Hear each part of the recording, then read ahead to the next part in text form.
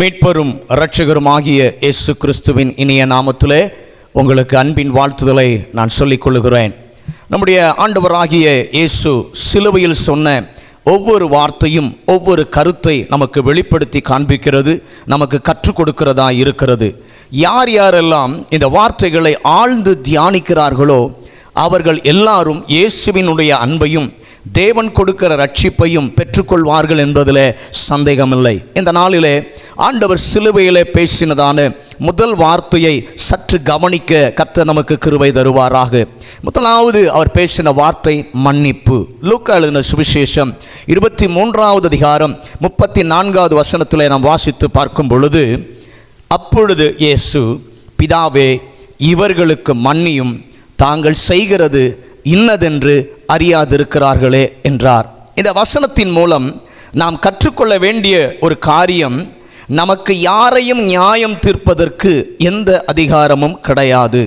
நம்முடைய ஆண்டவர் இயேசு மற்றவர்கள் செய்கிற தவறுகளுக்கு தண்டனை கொடுக்கிறதான ஒரு அதிகாரத்தை அவர் பெற்றிருந்த பொழுதிலும், அவர் தமக்கு விரோதமாய் செய்த ஜனங்களை தண்டிக்காமல் அவர்களுக்காக பிதாவினிடத்தில் பரிந்து பேசுகிறதை நாம் பார்க்கிறோம். கர்த்தருடைய பிள்ளைகளே, ஆண்டவர் சொல்லொன்னா வேதனைகளை அனுபவித்து கொண்டிருக்கிறதான அந்த வேளையிலும் அந்த சூழ்நிலைகளையும் அப்படி செய்கிறவர்களை அவர் தண்டிக்காமல் அவர்களுக்காக பரிந்து பேசி ஜெபிக்கிறதை இந்த இடத்துல பார்க்கிறோம். பிதாவே, இவர்களுக்கு மன்னியும், தாங்கள் செய்கிறது இன்னதென்று அறியாதிருக்கிறார்களே என்று சொல்லி அவர்களுக்காக பரிந்து பேசுகிறதை இந்த இடத்துல பார்க்கிறோம். ஆனால் இன்றைக்கு நாம் பார்க்கும் பொழுது அநேக கிறிஸ்தவர்கள் இயேசுவின் இரத்தத்தாலே கழுவப்பட்டு நீதிமான்களாக்கப்பட்டவர்கள் செய்கிற காரியம், யாராவது பாவம் செய்தவர்களை பார்த்துவிட்டால் உடனே அவர்களுக்கு பாவி என்கிறதான பட்டத்தை சூட்டி அவர்களை அதிகமாக வெறுப்பதை நாம் பார்க்க முடிகிற ஒரு உலகத்தில் நாம் இருக்கிறோம். இத்தகைய காரியத்தை வேதத்திலிருந்து ஒரு காரியத்தை நான் சுட்டி காட்ட விரும்புகிறேன். மத்தேயு எழுதின சுவிசேஷம் 9வது அதிகாரம் 10-11 வசனங்களிலே நாம் பார்க்கும் பொழுது அங்கே சொல்லப்பட்டிருக்கிற காரியம் தெல்ல தெளிவாக ஒரு காரியம் அங்கே வெளிப்படுத்தப்படுகிறது. போஜன பந்தி இருக்கையில் ஆயக்காரரும் பாவிகளும் வந்து இயேசுவோடும் அவர் சீஷரோடும் கூட பந்தி இருந்தவர்கள் பந்தி இருந்தார்கள். பரிசேயர் அதை கண்டு அந்த சீஷர்களை பார்த்து, உங்கள் போதகர் ஆயக்காரரோடும் பாவிகளோடும் போஜனம் பண்ணுகிறது என்ன என்று சொல்லி கேட்டார்கள். இயேசு அதை கண்டு அங்கே இயேசு சொல்லுகிற ஒரு காரியத்தை பார்க்கும் பொழுது, பிணியாளிகளுக்கு வைத்தியன் வேண்டியதே அல்லாமல் சுகமுள்ளவர்களுக்கு வேண்டியதில்லை.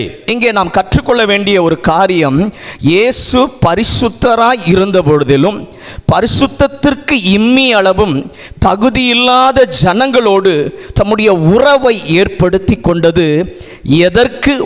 ஏன் என்று சொன்னால், ஒருவரையும் இழந்து போக கூடாது என்பதற்காக, எல்லாரையும் தம்மோடு கூட பரலோகம் கொண்டு செல்ல வேண்டும் என்பதற்காக. ஆகவே தான் தாங்கள் செய்த கொடுமையான பாவத்தின் நிமித்தம் இயேசுவோடு கூட சிலுவையில் அறையப்பட்ட கல்லனையும் மன்னித்து தமக்கு நிகராக மாற்றி சிலுவையில் அவனை ஆசீர்வதித்ததை நம்மால் உணர முடிகிறது. ஒரு காரியத்தை ஒருபோதும் நீங்களும் நானும் மறக்க வேண்டாம். பலியை அல்ல, இரக்கத்தையே விரும்புகிறார்.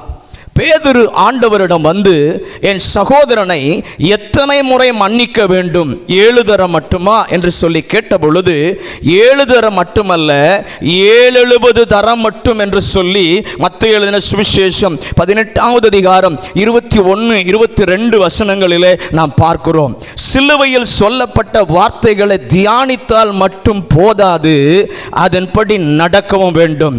ஆகவே இன்னும் யாரையெல்லாம் மன்னிக்கவில்லை அல்லது மன்னிக்க முடியாத சூழ்நிலையில் இருக்கிறோமோ, இந்த நாளிலே ஆண்டவர் கற்றுக் கொடுக்கிற ஒரு காரியம், யாரையாவது மன்னிக்க முடியாமல் இருந்தால் அவர்களை எல்லாம் இப்பொழுதே மன்னித்து விடுவதற்கு கர்த்தர் நம்மை அழைக்கிறார். கர்த்தருடைய பிள்ளையே, ஆண்டவர் எவ்வளவு பெரியவராய் இருந்தும் அவருக்கு தண்டிக்கிற அதிகாரம் உண்டு, ஆனால் தண்டிக்கவில்லை.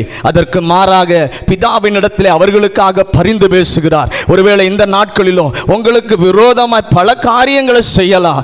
நீங்கள் செய்யாத ஒரு காரியத்துக்காக எழும்பி உங்களுக்கு எதிராய் கிரியை செய்யலாம். ஆனால் இயேசுவின் சுவாபம் இன்றைக்கு கல்வாரியில் அவர் செய்து காட்டின அந்த தியாகம், அந்த ஜெப வாழ்க்கை இன்றைக்கு நமக்கு தேவை. அவர்களை நாம் நியாயம் தீர்க்காதபடி அவர்களுக்காக நீங்களும் நானும் இயேசுவை போல பரிந்து பேச வேண்டும். அவர் அன்றைக்கு பரிந்து பேசினார். பிதாவே, இவர்கள் செய்கிறது இன்னதென்று அறியாதிருக்கிறார்கள், இவர்களை மன்னியும் என்று சொல்லி அவர் ஜெபிக்கிறார். அந்த ஜெப அனுபவம், அந்த மன்னிப்பின் இருதயம் இந்த முதலாவது வார்த்தையிலே ஆண்டவர் நமக்கு கற்றுக் கொடுக்கிறார். இன்றைக்கு அதை அப்பியாசப்படுத்த நம்முடைய வாழ்வை நாம் விட்டு கொடுப்போமானால் நம் மூலமாக அநேகர் தேவனுடைய அன்பை நம்மிலே பார்க்க